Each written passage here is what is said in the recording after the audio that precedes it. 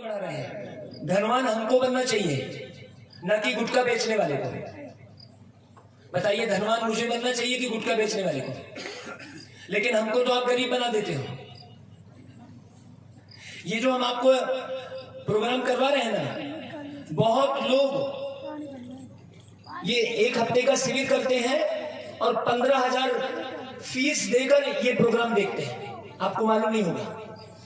बड़ा अच्छे से कार्ड छपवा लेंगे और अच्छे अच्छे मैटर लिख देंगे और 15,000 20,000 रुपए फीस है। हम आपको एड्रेस दे देंगे और आपको ये जो प्रोग्राम हम आपको सिखा रहे हैं वो 1 हफ्ते की फीस 20,000 रुपए एक आदमी की।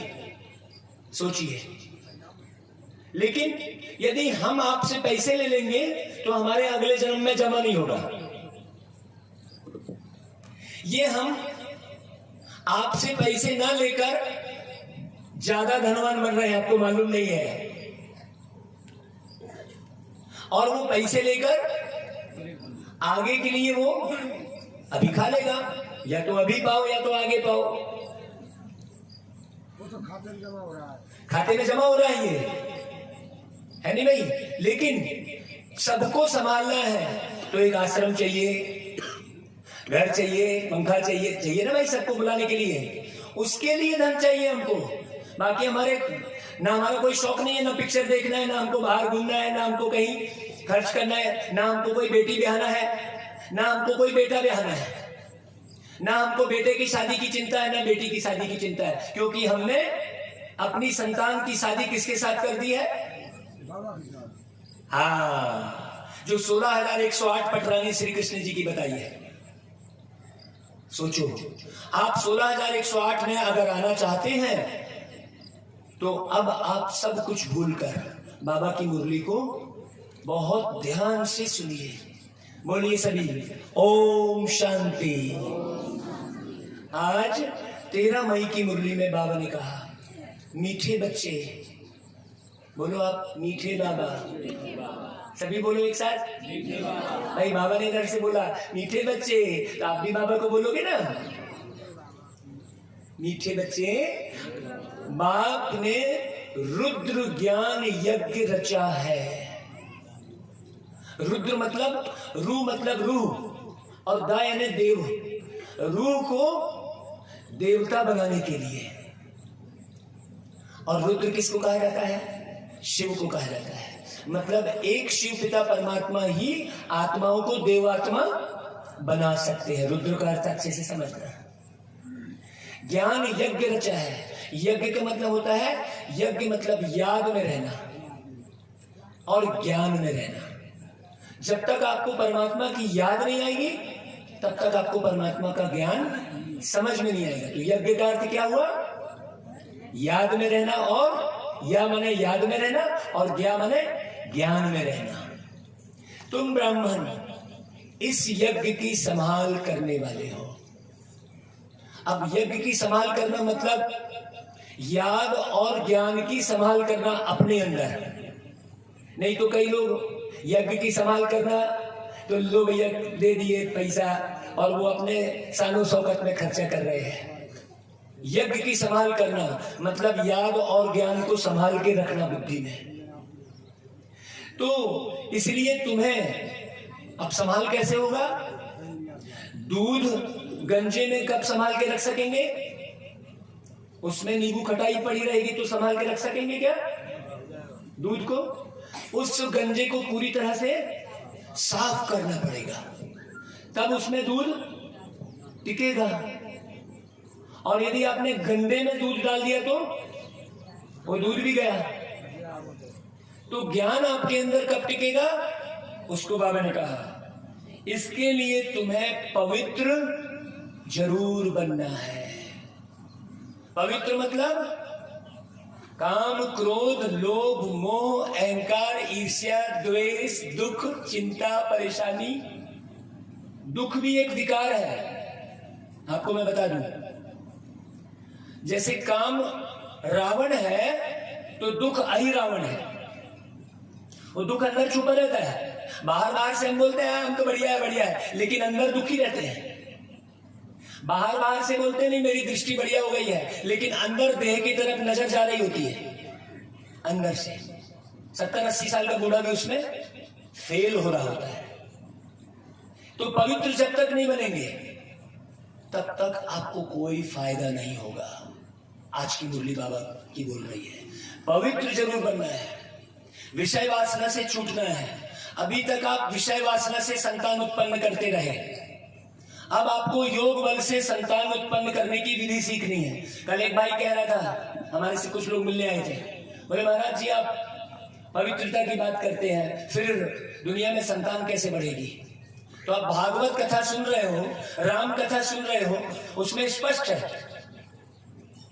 सबसे पहली कथा में यही आ रहा है कि संत ने फल दिया तो गौकर्ण की उत्पत्ति हुई, विकार में गया नहीं। रामचंद्र जी, लक्ष्मण जी, भरत जी, शत्रुघ्न जी की उत्पत्ति कैसे हुई? यज्ञ से देवता निकला और खीर खाई। दशरथ जी और कौशल्या और केकई विषय विकार में नहीं गए, दैहिक मिलन नहीं किया। दैहिक मिलन करने से संतान नहीं होती है, दैहिक मिलन करने से कंस होता है, संतान नहीं होती। दैहिक मिलन करने से रावण होता है। मानवी मिलन करना है।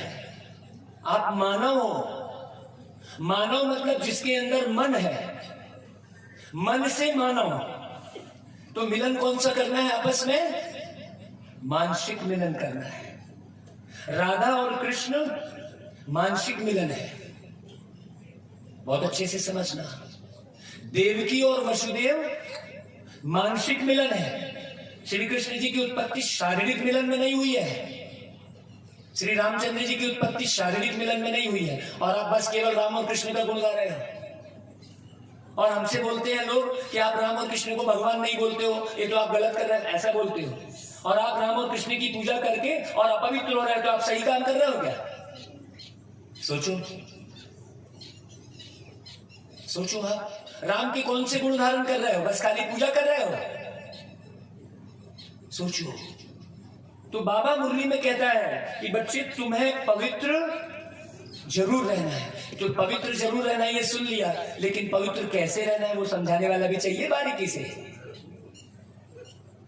अंत समय में बाप किन बच्चों को सहायता देते हैं? अंत समय में, अंत समय की निशानी शुरू हो गई है। शास्त्रों में लिखा है कि जब गाय विष्ठा में मुंह डालेगी तो कलयुग का अंत समझ लेना। गाय विष्ठा में मुंह डालेगी मतलब गाय गंदगी खाएगी। देख रहे हैं, जब पानी बिकने लगेगा तब कलयुग का अंत समझना। पानी बिक रहा है कि नहीं बिक रहा है? जब कन्या अपने मुख से वर मांगेगी तब कलयुग का अंत समझना। कन्या अपने मुख से वर मांग रही है कि वर को लेके भाग रही है? बोलो। तो कलयुग का अंत अभी नहीं हो रहा है क्या? और अभी भी हम नहीं जागे तो सहायता आपको नहीं मिलेगी। आपको जीवित बचना है और बेहतर दुनिया में आपको रहना है कि भटकना है। मेरे पास बहुत सारी चिट्ठी आती है, उसमें लिखा रहता है महाराज जी मेरे को इतना कष्ट है, तो अगले 3 महीने के अंदर मैं जहर खा के मर जाऊंगा। तो उसको ज्ञान नहीं है। ज्ञान नहीं होने के कारण वो सोच रहा है 35 लाख रुपया डूबा है हमारा, 35 लाख रुपए लोग खा के भागे हमारा। लेकिन ज्ञान मिल गया, वो डूबा नहीं है, वो हिसाब किताब चुकतू हुआ है। क्योंकि हमने 84 जन्म लिए हैं। 84 जन्म में हम द्वापर युग में राजा महाराजाओं का युग था, तो राजा महाराजा थे और विषय विकारों से ग्रसित राजा महाराजा थे, तो गलत गलत न्याय दे रहे थे, है? तो उसकी सजा मिलेगी कि नहीं मिलेगी? इसीलिए हम कितना भी ज्ञान में चलेंगे, लेकिन हमको कष्ट जो पुराना हमने जमा करके आए हैं वो कष्ट मिलेगा, लेकिन आगामी तो हमारा जीवन सवरेगा भाई। तो बाबा कहता है किन बच्चों को सहायता देते हैं? उत्तर सुनिए, जो अच्छी रीति सर्विस करते हैं। अब देखो मुरली को हमने क्या कर दिया, फटाफट लाइन से सुना दिया, वो अच्छी रीति सर्विस कहलाएगी क्या? यहां पर अच्छी रीति समझा रहे हैं तो एक एक को समझ में आ रही है। अच्छी रीति सर्विस करते हैं, उन्हें अंत में जब बहुत आफतें आएंगी उस समय सहायता मिलेगी। भगवान की आपने अभी सहायता देखी नहीं है, हमने कल पहले देखी, हमको याद आ गया तो निश्चय हो गया है। हमने ज्ञान की पराकाष्ठा में गए, एक एक दिन में 12 बार ही मुरली पढ़ रहे हैं, बार बार पढ़ रहे हैं उसको, तो एक एक शब्द क्लियर हो रहा है। आप भी पढ़िए। बाबा कहता है जरूर जो बाप के मददगार बने, जरूर जो बाप के मददगार बने, क्योंकि ये दुनिया किसकी है? कहते हैं ना, दुनिया बनाने वाले क्या तेरे मन में समाई, काहे को दुनिया बनाई तूने। दुनिया बनाने वाले को याद करते हैं ना, तो उसकी दुनिया को हमने क्या कर लिया है? हम सब ने मिलकर तुलसी भाई बिगाड़ दिया है। अब वो फिर से बनाने आया है, तो बनाने में जो सहयोगी बनेगा, जो मददगार होगा, तन से, मन से, धन से और जन से, अपने परिवार सहित, उसके मददगार बाबा बनेंगे। दूसरा प्रश्न है, वंडरफुल मुखड़ा कौन सा है? वंडरफुल मुखड़ा कौन सा है? उसका यादगार किस रूप में है? उत्तर है शिव बाबा, जिसे अपना मुखड़ा नहीं है। वह जब इस मुखड़े का आधार लेते हैं, एक पराई तन का आधार लेते हैं, तो यह हो जाता है वंडरफुल मुखड़ा। इसलिए तुम बच्चे सम्मुख मुखड़ा देखने के लिए आते हो। मैं आत्मा बहुत भाग्यशाली हूं, जो आपको पिछले जन्म का भी बताता हूं। ये हमारी धर्मपत्नी ने भी अनुभव कर लिया। आप अनुभव करेंगे, जितनी बार आप मुरली पढ़ेंगे उतनी बार आप पिछले जन्मों को याद समझ में आते चला जाएगा कि आपने कौन से पाप किए थे। मुझे पिछले जन्मों के पाप भी दिखाई दिए हैं, तो संतुष्टि हुई है। माने होंगे महाराज, हैं? माने होंगे, दीप तो धुर रहे नहीं, दिखा है, पूरा स्पष्ट दिखा है। ऐसा हो जब आपने सोच लिया कैसा है, ऐसा करियो जब ऐसा है। नहीं नहीं नहीं नहीं नहीं, वो दिखा है स्पष्ट, यही तो बात है। जैसे रिमोट से रेज निकल रही है, दिखाई दे रही है क्या? लेकिन रेज निकल रही है और वो ढक्कन को खोल रही है, टेप रिकॉर्ड के टीवी को चालू कर रही है। एक्सरे से रेज निकल रही है और अंदर की फोटो को खींच रही है, लेकिन रेज दिखाई दे रही है क्या? ये मानने वाली बात नहीं है। जब हम आत्म रूप में स्थित होते हैं, जब आत्म रूप में स्थित होते हैं, जैसे आपने बहुत अच्छा प्रश्न किया, तुलसी भाई के लिए तालियां बजाइए। बहुत अच्छी बात छेड़ी। बात छेड़ने से ज्ञान क्लियर होता है। तो जैसे आप बचपन के स्थान पे चले जाते हैं, वैसे तो बचपन भूले रहते हैं, लेकिन जैसे ही बचपन के स्थान पे चले जाते हैं, आपको याद आने लगता है ना कि यहाँ पर मैं खेला था, यहाँ मेरे को वो जो है गणेश भाई मेरे को मिला था, मेरा दोस्त पुराना बचपन का साथी, या हम स्कूल जाते थे। तो वो झूठ होता है क्या? सही होता है। उसी प्रकार बाबा हमको सतयुग, त्रेता, द्वापर, कलयुग का ज्ञान जब बहुत अच्छे से समझाता है और हम उसमें डूबते हैं, तो हमें मालूम पड़ता है। आपको बिलीव नहीं होगा, जिस माँ ने मुझे इस शरीर में जन्म दिया है, वो आत्मा मेरी पिछले जन्म में पत्नी थी। ये मैंने पूरा स्पष्ट देखा है, और वो स्थान भी देखा है जहां हम उनके साथ रहते थे, उड़ीसा का वो गांव, ये इनको भी अनुभव हुआ। और जब उस आत्मा ने शरीर छोड़ा जो मेरे इस जन्म में माँ का रोल अदा कर रही थी, आप माँ का और बाप का रोल अदा करते हैं। जब उसने शरीर छोड़ा तो उसको पिछले जन्म का भी याद आ गया। जब हम अशरीरी होते हैं तो हमको जन्म जन्मांतर का दृश्य दिखाई दे जाता है। अभी ये शरीर का आवरण ओढ़े बैठे हैं, इसलिए लगता है कि अरे केवल ये सोच है। सोच नहीं है, और परमात्मा अशरीरी रहता है, इसलिए उसे जानी जाननहार बोलते हैं। तो जानी जाननहार का अर्थ ये नहीं हुआ कि आपके दुखों को जानते बैठा है वो, या आपके संकल्पों को जानते बैठा है। नहीं, जानी जाननहार मतलब ये सृष्टि का चक्र कैसे घूमता है और किस प्रकार से आत्मा धरती पर आती है, किस प्रकार ये चक्र घूमता है, वो जानता है। कितने जन्म लेते हो आप, वो जानता है। तो एक चेहरे में प्रवेश करके आते हैं, तो मैं बहुत भाग्यशाली जो 1940 से 1954 तक 14 साल उस मुखड़े के साथ रहा जिनके तन में बाबा आते थे। फिर 1965 में शरीर छोड़ा वो वाला, और 1 साल पहले शरीर छोड़ दिया था, इसलिए 1 साल घूमता रहा मैं। और फिर 1967 में उसी के गर्भ में जन्म लिया जो मेरे पिछले जन्म की पत्नी थी। क्यों?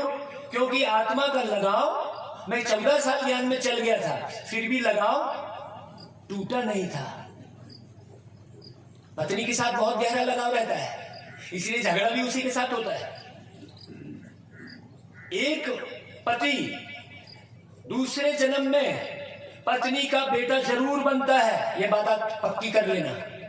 इसलिए शास्त्रों में लिखा है, अंत काल जो स्त्री सिमरे, ये लाइन लिखी हुई है गीता में। क्योंकि स्त्री ही याद आती है, क्योंकि स्त्री ही एक ऐसी साथी होती है जो पूरे समय साथ निभाती है। तो वो आत्मा को स्मृति रहती है। तो वो सीढ़ी से गिरकर अचानक उसका शरीर छूट गया था, पिछले जन्म की बात। तो जब अचानक उसका शरीर छूट गया तो उसने फिर जन्म ले लिया नया, और मैं इधर अपने शरीर में रहा। उसने जन्म लेकर अपना युवावस्था को पा लिया, मैं इधर पूरा बूढ़ा होकर शरीर छोड़ा। लेकिन आत्मा के अंदर 14 साल ज्ञान में चलने के बाद भी आत्मा के अंदर स्मृति किसकी बनी रही?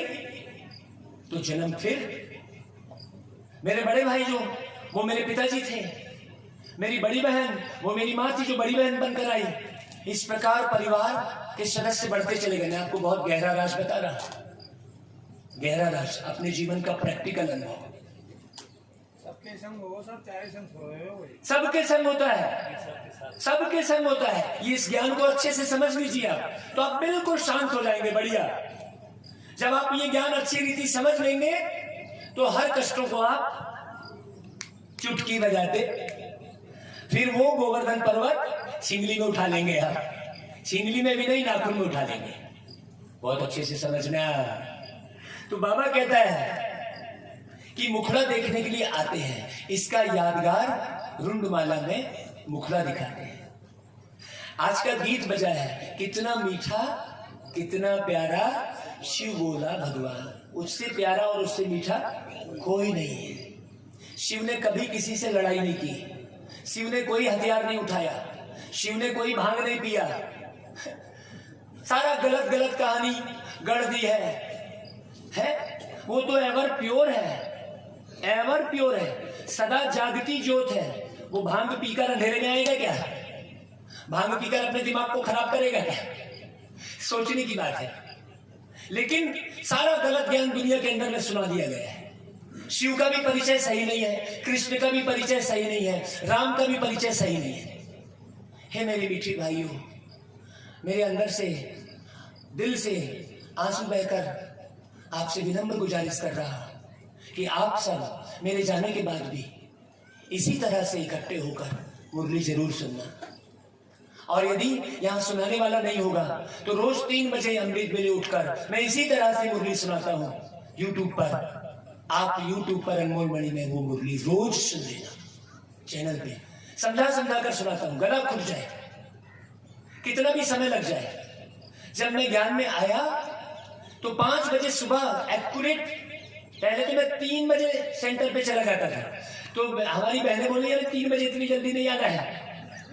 फिर 4 बजे जाने लगे, बोले नहीं 4 बजे भी नहीं आना है, 5 बजे, उसको आप घर में योग करो बोले।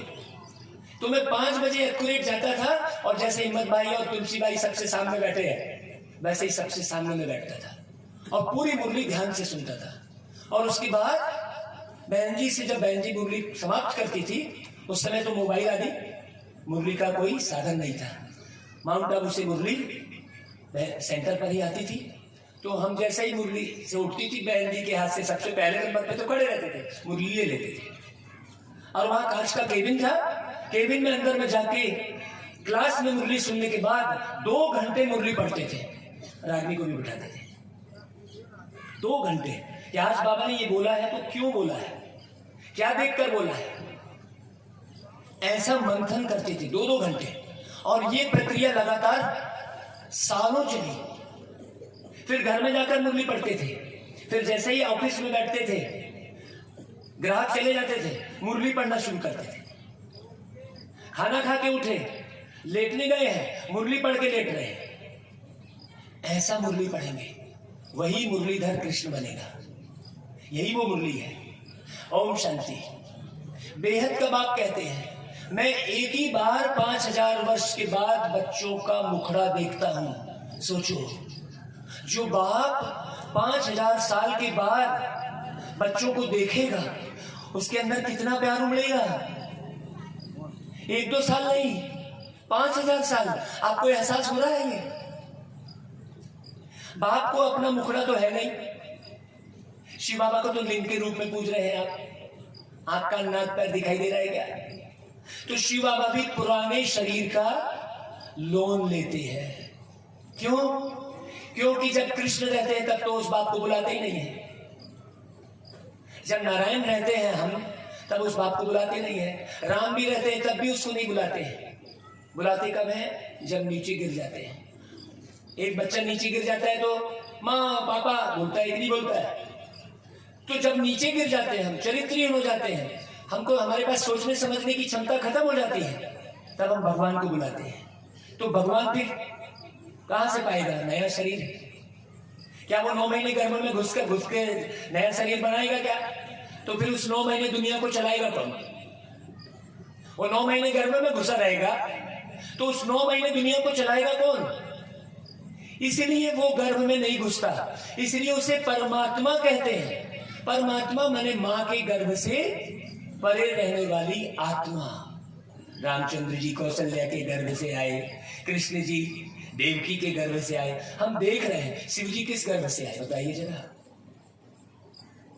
तो एक शिव परमात्मा है, इसे अच्छी रीति समझो।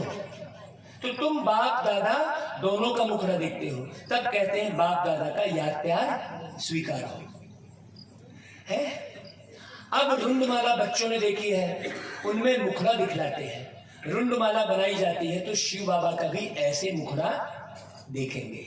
या कोई को पता नहीं है कि शिव बाबा भी आकर शरीर का लोन लेते हैं। जैसे लोन लेकर आप घर बनाते हैं ना, तो धीरे धीरे कमा कमा के पटाते हैं ना, वैसे ही परमात्मा एक शरीर का लोन लेता है, शरीर रूपी घर का। बहुत अच्छे से समझना एक एक शब्द को। तो बाबा कहता है कि बाप आकर लोन लेते हैं, या किसी को पता नहीं है। शिव बाबा इस ब्रह्मा मुख से बोलते हैं, तो यह उनका मुख हो गया ना, ब्रह्मा का जो मुख है। इसलिए कहते हैं, शास्त्र में वर्णन है उसका, ब्रह्मा के द्वारा सृष्टि की रचना। ब्रह्मा के द्वारा मतलब ब्रह्मा क्या हुआ? माध्यम हुआ। ब्रह्मा सृष्टि को नहीं रच रहा है, ब्रह्मा के माध्यम से सृष्टि कौन रच रहा है? शिव। और शिव को क्या बोलते हैं? सत्यम। सत्यम शिवम सुंदरम। सत्यम रामम सुंदरम, सत्यम कृष्णम सुंदरम। तो फिर सत्य शिव आकर कौन सी दुनिया बनाएगा? झूठी कलयुगी दुनिया बनाएगा कि सच्ची? तो यहां गीत गाया, दुनिया बनाने वाले क्या तेरे मन में समाई। तो दुनिया बनाने वाले के मन में क्या समाई? सतयुग की स्थापना करना। और बच्चों ने क्या कर लिया? सतयुग को बिगाड़ दिया कलयुग में। बच्चे ही त्रेता युग ले आते हैं। 3-5 में त्रिया में, त्रेता युग से ही त्रिया के आकर्षण में पड़ जाते हैं, इसलिए उसे त्रेता युग कहते हैं। देह के आकर्षण में थोड़ा थोड़ा आकर्षण। सतयुग में जब 8 जन्म होते हैं, बहुत अच्छे से समझना, तो 8 बार शरीर लेने के कारण 9वीं बार से तिरिया के आकर्षण में आ जाते हैं। केवल आकर्षण में, विकार में नहीं जाते, लेकिन हल्का आकर्षण हो जाता है, इसलिए फिर त्रेता युग कहलाने लग जाता है। और उसके बाद फिर 2 राह में भटक जाते हैं, तो द्वापर युग कहलाते हैं। उसके बाद पूरे काले हो जाते हैं, तो कलयुग कहलाता है। इतनी सिंपल सी बात है। समझ में आई सबके? जरा हाथ खड़ा करो जिसके समझ में आई, नहीं तो नींद आने लगती होगी, कहीं कहीं और भाग जाते हैं। बाबा कहते हैं इस समय एक ही बार बाप आकर बच्चों का मुखड़ा देखते हैं। बाबा कहते हैं पहले पहले इनके कान सुनते हैं। किनके? ब्रह्मा बाबा के कान। भाई उनके शरीर में प्रवेश किए हैं। हाँ, भल फट से तुम सुनते हो, परंतु सबसे नजदीक किनके कान है? क्योंकि ब्रह्मा एक आत्मा है, वो भी शरीर में बैठी है, उसके बाजू में परमात्मा बैठ गए भ्रुकुटी के बीच। ऐसे बाप को अपना मकान किराए पर देने से कितना फायदा होता है। तो सब अपना अपना मकान बाप को दे दो किराए पर, सब दे दो भाई। हाँ, पहले पहले इनके कान सुनते हैं। बाबा कहता है तुम आत्मा तो दूर बैठी है ना, आत्मा कान द्वारा सुनेगी। अब आप सुनने वाला कौन? आप सब सुनने वाले कौन? जरा एक स्वर में बोलो, है ना भाई? आप निकल जाओगे तो ये कान सुनेगा क्या? हाँ, तो बाबा आत्मा की स्मृति बार बार दिलाते हैं। भल फट से तुम सुनते हो। बाबा कहता है तुम बच्चे यहाँ आते हो सम्मुख मुखड़ा देखने, यह है वंडरफुल मुखड़ा। शिवरात्रि मनाते हैं तो जरूर शिव बाबा जो निराकार है वह यहाँ आकर प्रवेश करते हैं, है ना भाई? शिवलिंग के रूप में हम पूछते हैं तो उस रूप में आया होगा ना, तो निराकार रूप में वो कैसे आया? अब ये उत्तर मिल गया। कई लोग पूछते हैं कि भगवान निराकार है कि साकार है, ऐसा पूछते हैं। तो निराकार रूप में कैसे आया? परकाया प्रवेश किया। तो शिवरात्रि मनाते हैं। भारत है अविनाशी परमपिता परमात्मा का बर्थ प्लेस, इसलिए भारत को माता कहते हैं। जापान माता, अमेरिका माता, क्यों बहन सुन रहे हो कि दूसरी बात कर रहे हो? कौन सी बात कर रहे हो बताओ? हम भी सुन ले भाई, कौन सी बात कर रहे हैं मीठे बच्चे? बाबा की बातें सुनो अच्छे से ना। हाँ, बाबा कहता है भारत है अविनाशी परमपिता परमात्मा का बर्थ प्लेस। आपने किसी भी देश के साथ में माता शब्द नहीं जोड़ दिखा होगा, क्योंकि तुम्हें व माता च पिता तुम्हें व कौन है? शिव है, शिव है। हम बच्चों को ब्रह्मा के मुख से जन्म देता है, बहुत अच्छे से समझना। सभी आत्माओं का अपना अपना शरीर है, लेकिन मेरा अपना शरीर नहीं है। शिव का हमेशा लिंग रूप दिखाएंगे। रुद्र यज्ञ जब रचते हैं तो मिट्टी के गोल गोल लिंग बनाते हैं, शालिग्राम छोटे छोटे बनाते हैं। अब बताओ शालिग्राम कौन है? तुलसी भाई नहीं मालूम है ना तुलसी भाई? और किसको मालूम है? जिसको मालूम जरा हाथ खड़ा करें। अच्छा, सीताराम भाई, सीताराम भाई नाम है ना? अच्छा, मुझे याद है। देखो, तो आपको तो मालूम रहेगा क्योंकि आप तो परमानेंट हिम्मत भाई के साथ रह रहे हो। और किसको मालूम है शालिग्राम का मतलब? किसी को नहीं मालूम। देखो, और हम मुरली को यूं पढ़ दे, किसी को समझ में ही ना आए। तुलसी भैया जो 1 करोड़ शिवलिंग बिठाते हैं, तो सारी शिवलिंग नहीं होती है। एक बड़ा शिवलिंग बनाते हैं, वो परमात्मा का प्रतीक है, और बाकी जो शालिग्राम बनाते हैं वो हम आत्माओं का प्रतीक है, जिन्होंने निराकार परमात्मा शिव के साथ संबंध जोड़ा। तो 33 करोड़ देवी देवताओं का गायन है। अभी वो दुनिया वाले 1.25 करोड़ तक अभी बिठा पाए हैं। क्यों? क्योंकि अभी 33 करोड़ बने नहीं है। जब बनेंगे तो वो दुनिया वाले 33 करोड़ की शालिग्राम बनाएंगे। आप देखना, बॉम्बे में एक जन ने 1.25 करोड़ शिवलिंग बनाया था दादर में, और वो हमारे चाचा ससुर थे। है उनका नाम क्या? आशुतोष राणा। आशुतोष राणा का नाम सुना है आप लोगों ने? नहीं सुना है, बेचारे गांव में कहाँ सुनेंगे?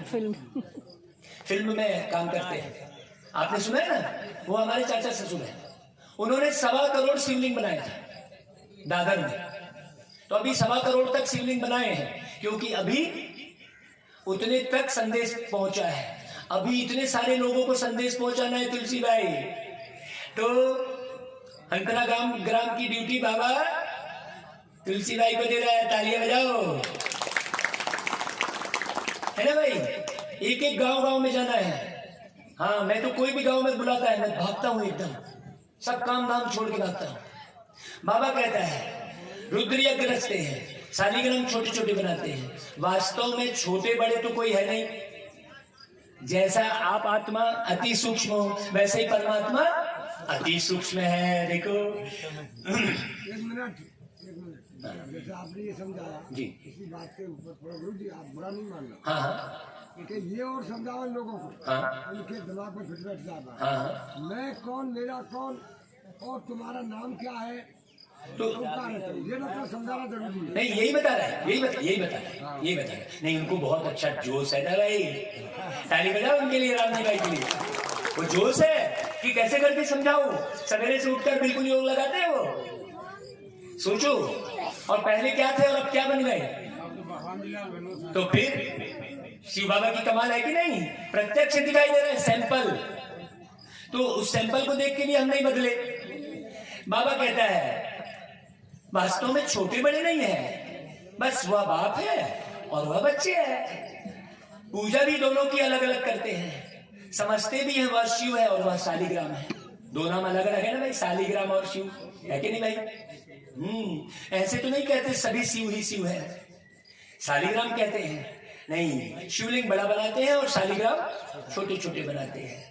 यह सब बच्चे हैं उनके साथ। बाबा ने समझाया है इन शालिग्रामों की पूजा क्यों करते हैं, क्योंकि तुम सब आत्माएं हो ना, तुम पूजनी परमात्मा से, परमात्मा एवर पूजनी है और हम उतर जाते हैं, काले हो जाते हैं, इसलिए श्याम कहते हैं। सुंदर से हम श्याम हो जाते हैं। तो बाबा कहता है तुम इस शरीर के साथ भारत को श्रेष्ठाचारी बना रहे हो। शिव बाबा की श्रीमत शालिग्राम ले रहे हैं, एक एक शब्द स्पष्ट करे बाबा।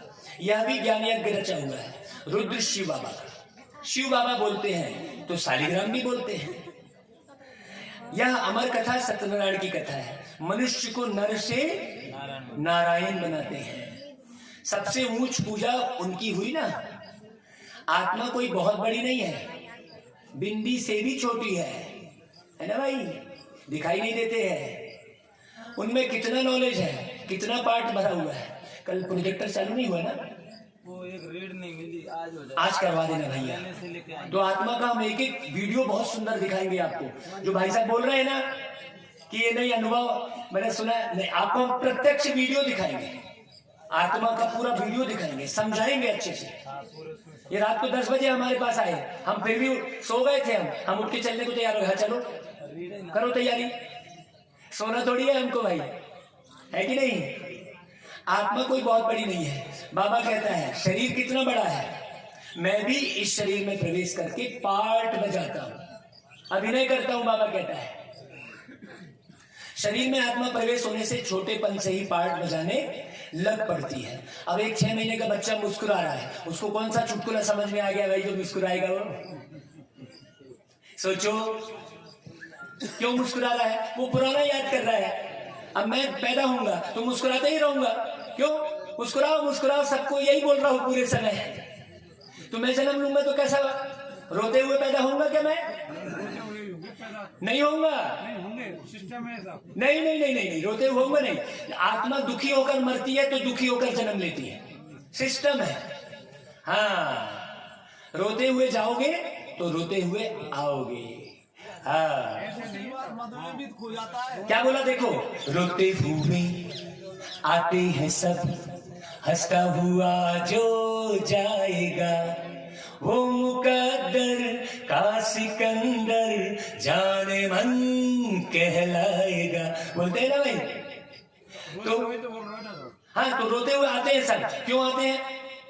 क्योंकि द्वापर युग से रोने की आदत पड़ गई है, इसलिए रोते हुए आते हैं। अब शिव बाबा आए हैं हमारे को, वो रोते नहीं है गुरुजी। हाँ, वो ये कहते हैं वहाँ के बोल वहीं छोड़ के आया, वहाँ रोता है ना, हाँ। वहाँ के बोल वहीं छोड़ के आया, यहाँ ऐश मौज करूंगा। नहीं बोलता है। वो रोता है कि मैंने इतने पाप कर्म किए, मैंने इतने पाप कर्म किए। वो गर्भ में भी रोता है, गर्भ में अपार कष्ट मिलते हैं।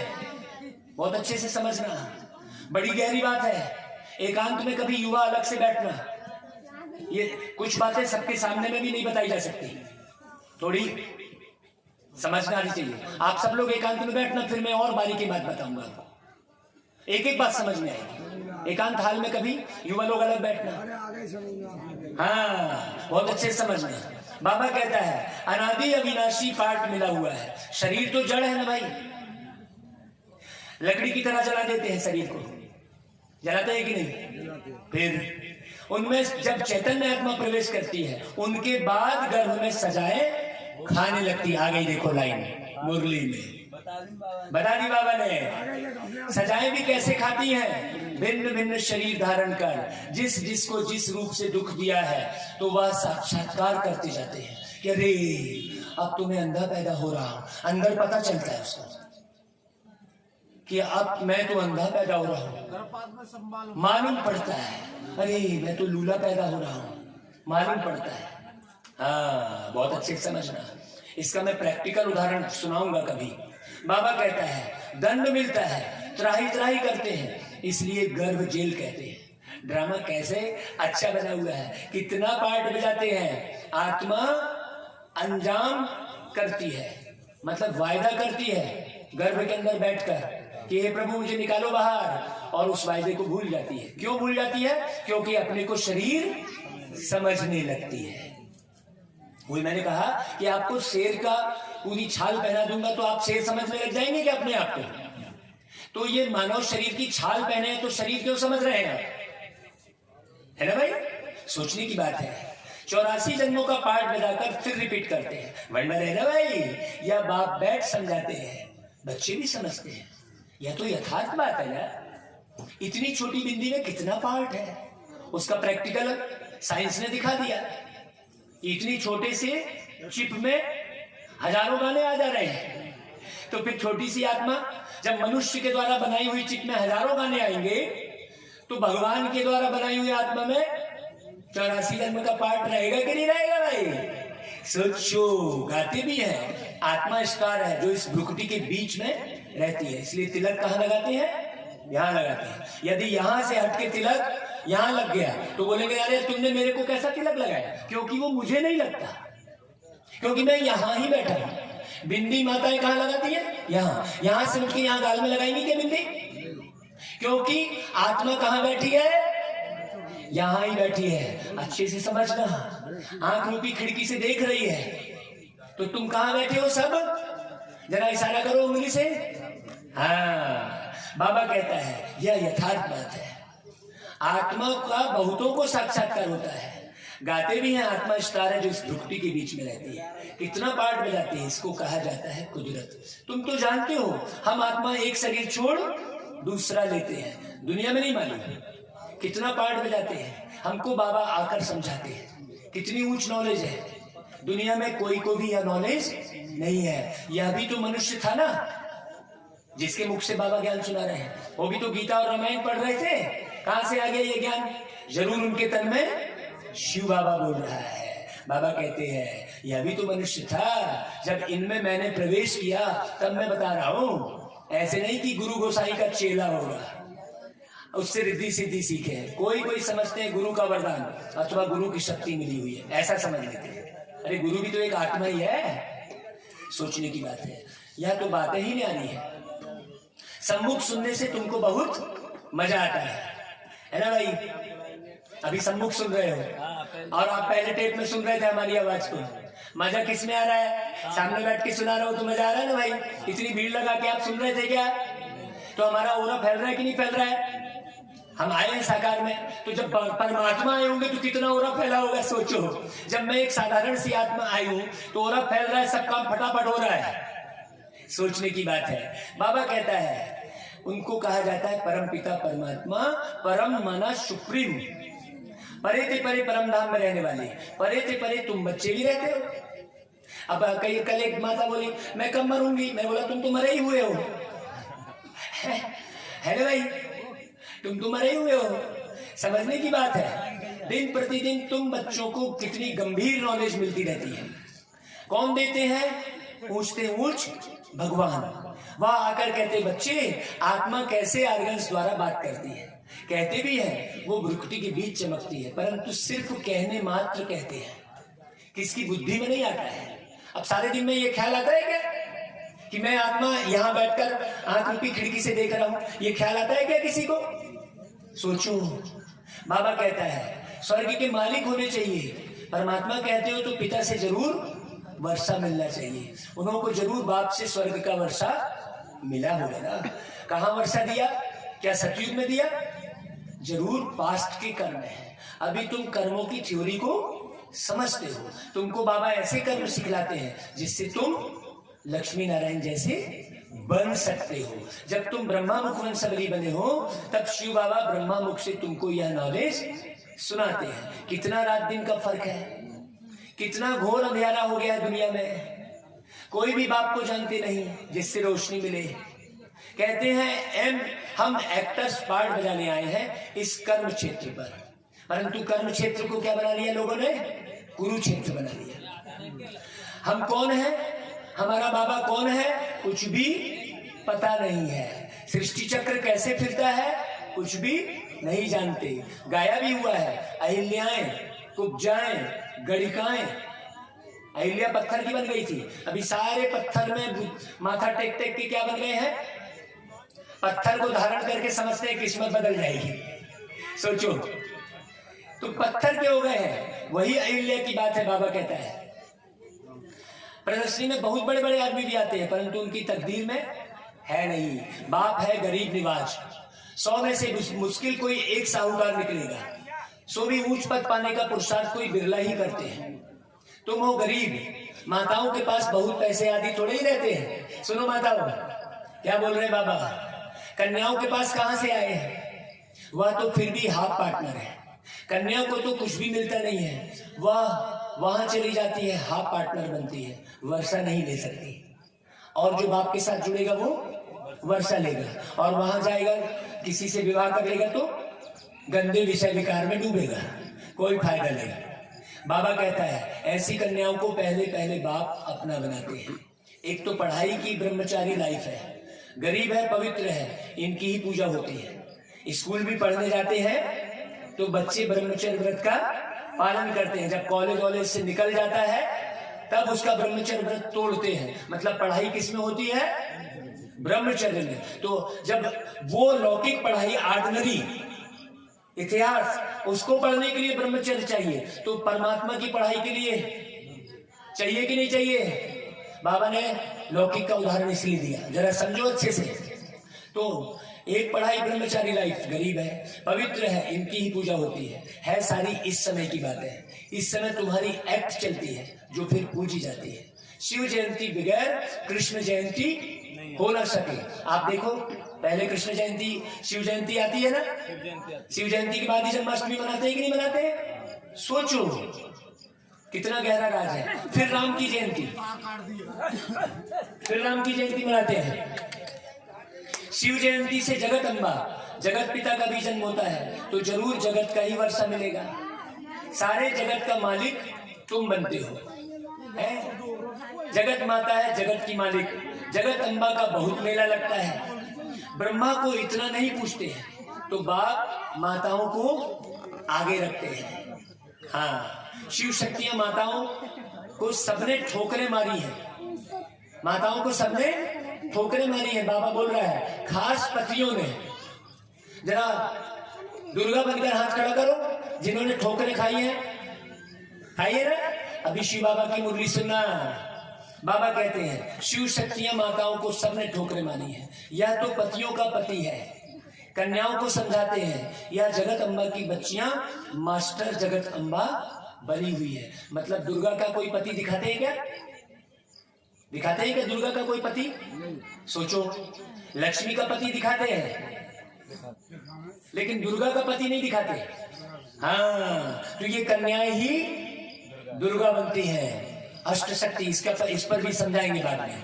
मम्मा मिशन तुम भी त्रिकालदर्शी हो, मेल फीमेल दोनों है। प्रवृत्ति मार्ग है ना, मेजॉरिटी माताओं की है। नाम भी इन्हों का बाला है, ब्रह्मा का इतना बाला नहीं है। सार सिद्ध ब्राह्मण ब्रह्मा को पूछते हैं। 2 प्रकार के ब्राह्मण होते हैं, सार सिद्ध और पुष्करणी।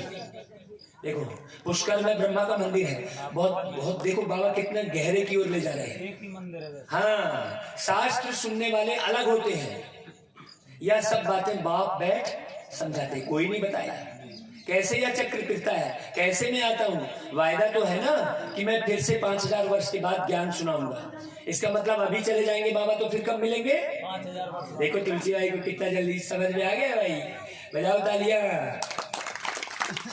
बाबा कहता है कि इसके बाद यह अनादि बना हुआ ड्रामा है, कभी शूटिंग नहीं होती। अभी शूटिंग चल रही है। हाँ, इनका कोई आदि मध्य अंत नहीं है, चलता ही आता है। ये कभी अंत नहीं होता। बाप आकर समझाते हैं यह ड्रामा कैसे चलता है। हमने एक अमृत धारा किताब निकाली है, उसमें पूरी मुरली का छोटे से शब्दों में पूरा सार दे दिया है, जो आम व्यक्ति को समझ में आएगा। आप उसे पढ़ना। बांटी थी हमने कहा। हाँ, ब्रह्मा द्वारा तुम ब्राह्मण बनते हो, ब्राह्मण ही यज्ञ संभालते हैं। पतित तो यज्ञ की संभाल कर ना सके ना भाई, वो तो विषय विकार में पड़ा रहेगा, वो क्या यज्ञ को संभालेगा। बाबा कहते हैं यज्ञ जब रचते हैं तो विकार में नहीं जाते हैं। दुनिया में भी जब यज्ञ रचते हैं तो जाते हैं क्या? तीर्थ करते हैं तो विकार में जाते हैं क्या? सोचो, तो तुम हो यात्रा पर भी विकार में नहीं जाते, तुम हो रूहानी यात्रा पर तो विकार में जा नहीं सकते हो, नहीं तो विघ्न पड़ जाएगा। यदि आप बाबा की मुरली सुनकर विकार में गए तो आपको अपार कष्ट मिलेगा भाई, अच्छे से सुन लो। हाँ, बाबा स्पष्ट कहते हैं पवित्र नहीं रह सकते तो भाग जाओ यहाँ से। कहते हैं यहाँ मत ठहरो हमारे सामने, तेज होकर बोलते हैं बाबा। बहुत अच्छे से बाबा, हम देखो युगल के साथ जो पवित्र रहे तो आज पूरे देश विदेश में डंका बजा रहे हैं ना भाई। आपके सामने प्रत्यक्ष प्रमाणित बैठे हैं, युवा अवस्था से चल पड़े हैं। जो हमारा राम प्रवेश भाई गीत सुना रहा था ना कि भजन कर लो मस्त जवानी में, बुढ़ापा किसने देखा है। हम तो 5 साल की उम्र से लगे हुए हैं, सोचने की बात है। बाबा कहता है मच्छरों सदृश ले जाऊंगा। कौन बोलेगा भाई? बाबा सबको मच्छर सामान लेके जाएगा।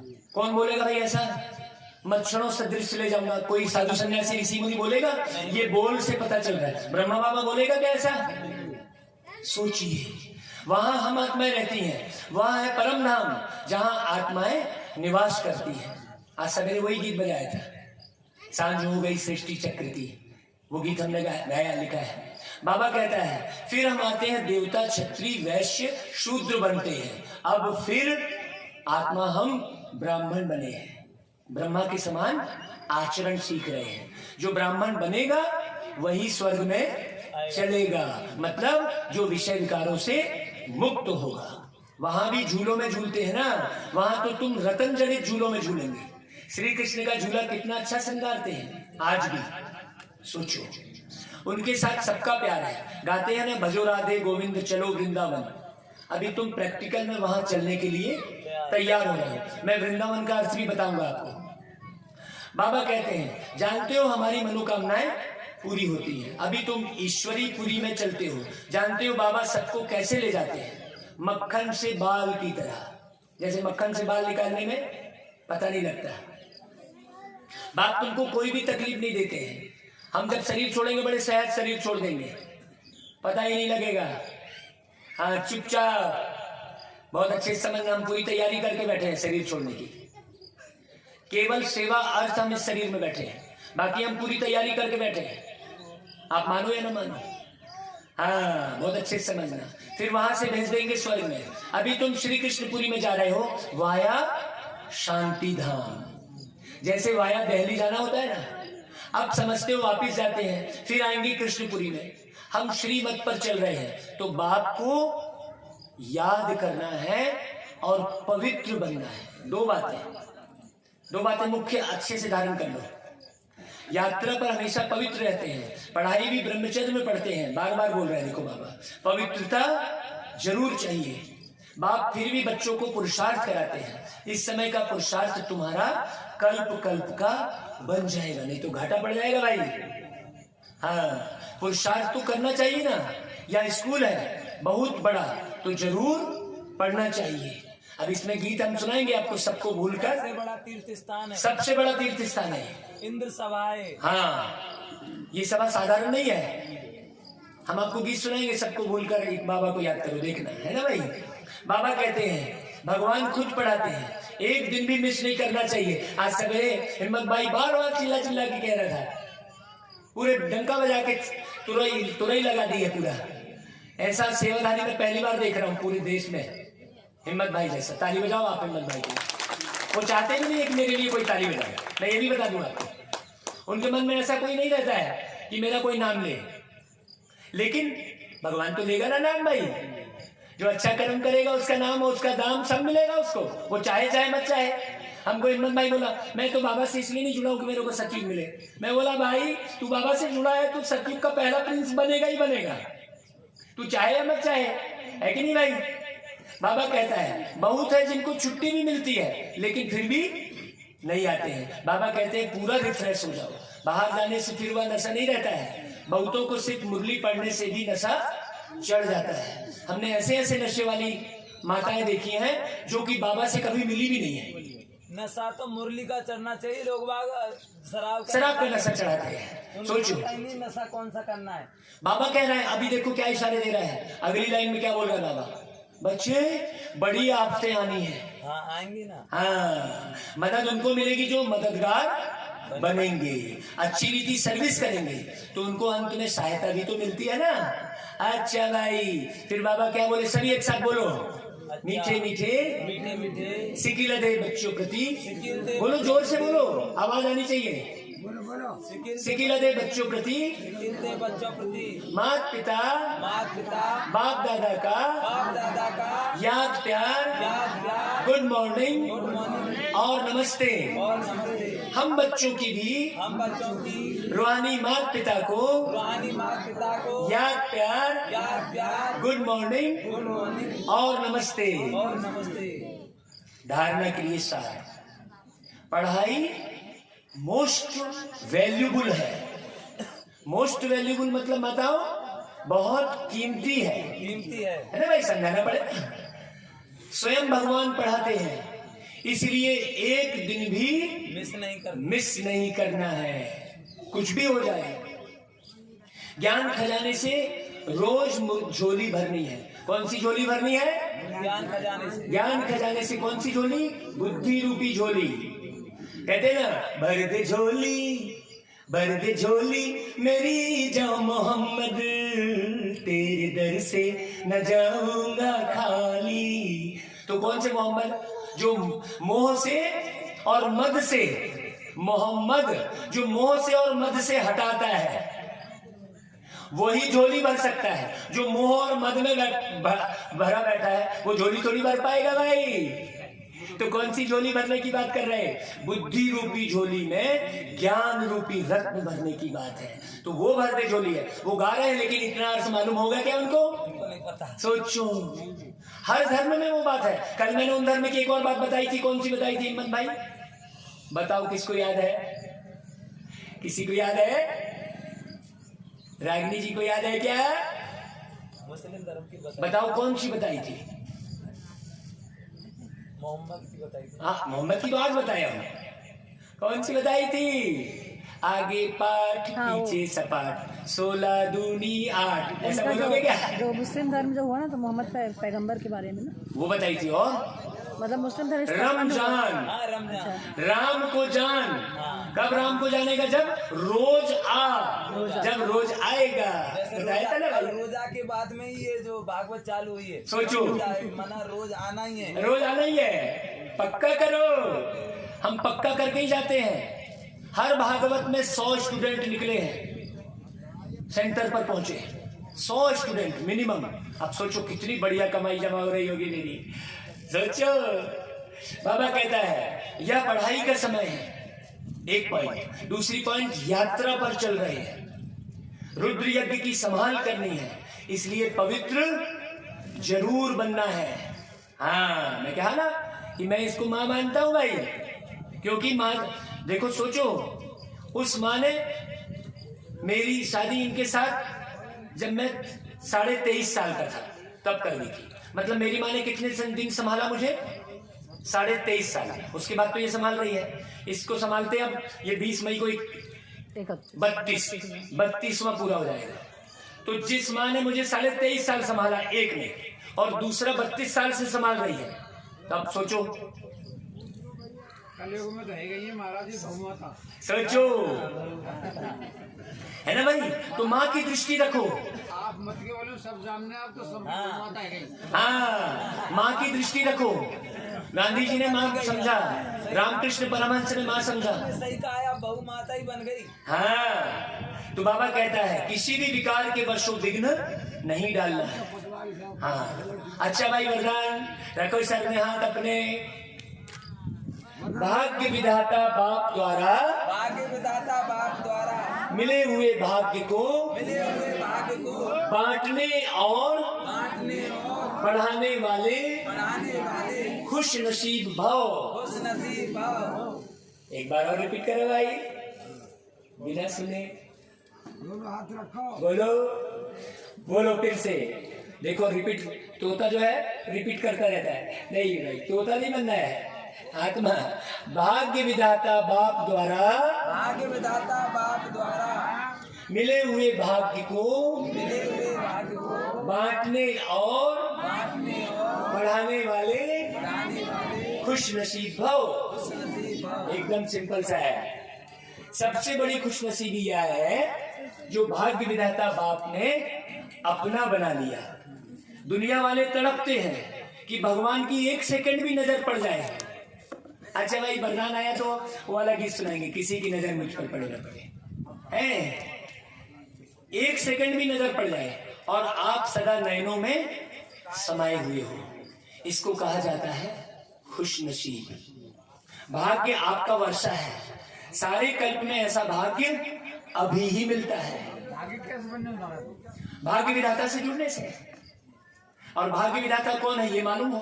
भाग्य विधाता केवल एक शिव है और वो संगम पर ही आता है और मुरली सुनाकर भाग्य बनाता है, बस। और कहीं कोई राइट नहीं है। आपको हम बता दें, ये हम 14 साल पिछले जन्म का अनुभव सुना रहे हैं और 25 साल इस जन्म का अनुभव सुना रहे हैं आपको। मैं 2 जन्म का अनुभव सुना रहा हूँ, इसके अलावा कोई दूसरा रास्ता है ही नहीं। आप मानो या ना मानो, बिल्कुल सत्य है। ये मानो न मानो खुशी आपकी, हम मुसाफिर है कल अपने घर जाएंगे। बिल्कुल सही। राम का ज्ञान लेकर जो मर जाएंगे वो अमर नाम दुनिया में कर जाएंगे। ये न पूछो कि मरकर किधर जाएंगे, ये न पूछो कि मरकर किधर जाएंगे, वो जिधर भेज देंगे हमारे कर्म के अनुसार, वो जिधर भेज देंगे उधर जाएंगे। उसके हाथ में सब कुछ है, आपके हाथ में आपका कर्म है, उसे सुधारो। हाँ, बाकी दूसरी चीज नहीं है। आप धरती जलवायु आकाश क्यों ढूंढ रहे हो? कौन राम की हिस्ट्री क्यों जान रहे हो? अपनी हिस्ट्री जानो। आप अपनी हिस्ट्री जानोगे तो अपने कर्म सुधारोगे। राम और कृष्ण की हिस्ट्री जानोगे तो अपने कर्म थोड़ी सुधार लोगे। अपनी हिस्ट्री जानो कि कितने पाप किए हैं, कितने पुण्य किए हैं। खाता निकालो, रजिस्टर बनाओ, एक तरफ पुण्य लिखो, एक तरफ पाप लिखो, फिर बैलेंस शीट बताओ, देखो आपको खुद ही मालूम पड़ जाएगा। सोच सोच के लिखो। और पत्र, इसीलिए तो पत्र लिखवाएं क्या पूरे। आप पत्र हमने इसलिए लिखवाया कि आपने क्या पाप कर्म किया, मेरे को ये दुख है वो दुख है, क्यों दुख है पूछो अपने आप से, पूछो। जब इस जन्म का देखोगे ना तो ये जन्म देखते देखते भगवान आपको पीछे जन्म भी ले जाएगा। देख बेटा, मेरे को पिछले जन्म का दिखाया था बाबा ने। मैंने कहा बाबा मेरे को ये कष्ट क्यों है? बोला बच्चे तेरे तूने ये किया था इसलिए तेरे को ये कष्ट। अच्छा ऐसा है क्या? हाँ, जैसे बच्चा जो है, बच्चा अपनी गलती से गिर जाएगा, हे करेगा, और दूसरा धक्का मार देगा तो बिना लगे भी वो बोलेगा मेरे को लग गई, मेरे को लग गई, ऐसा बोलेगा। और अपनी गलती से गिरेगा तो हंसेगा। तो जब अपनी गलती समझ में आएगी ना तो खुश हो जाओगे आप, और दूसरे को दोषारोपण देते रहोगे तो रोते रहोगे आप। होता है कि नहीं बच्चे का ऐसा? बड़ी समझने की बात है भाई। और आपने कहा कि हम कल चले जाएंगे, 10 दिन तो यहीं रहेंगे आप। अच्छा देखो ये बात का अर्थ जानते हो कोई? देखो ये क्या बोल रहे, 10 दिन आप यहीं रहेंगे। आपका मन वृत्ति यही रहेगी चाहे चले जाओ। हाँ हाँ बिल्कुल भाई, है ना भाई, बराबर है ऐसा। तो भाग्य आपका वर्षा है, सारे कल्प में ऐसा भाग्य अभी मिलता है। तो भाग्य को बढ़ाते चलो। बढ़ाने का साधन है बांटना। जितना औरों को बांटेंगे अर्थात भाग्यवान बनाएंगे उतना भाग्य बढ़ता जाएगा। अच्छा भाई, स्लोगन निर्विघ्न और एक रस स्थिति का अनुभव करना है तो एकाग्रता का अभ्यास बढ़ाओ। जब ज्ञान मिल जाएगा तो एकाग्रता आ जाएगी, सही टिकट मिल जाएगी तो एकाग्रता आ जाएगी, सही सीट मिल जाएगी तो एकाग्रता आ जाएगी। सही टिकट नहीं है जब तक भटक रहे हो रेलगाड़ी में बैठने के लिए, भाई आपको एकाग्रता कब आती है? जब सही टिकट मिल जाती है, सही सीट मिल जाती है। अभी तक आपको सही टिकट नहीं मिली है, आपका भटकना इस बात को सिद्ध कर रहा है कि आपको अभी वो सही सीट और हमको मिल गई है, तो भटकना बंद। चलो भाई, ओम शांति बोलो बाबा को, दोनों हाथ ऊपर करके बोलो ओम शांति। अच्छे से बोलो, दोनों हाथ ऊपर करके। बहुत बढ़िया, 3 बार ओम शांति बोलती है हमारी दादी। चलो भाई, भाग्यशाली आत्माएं 33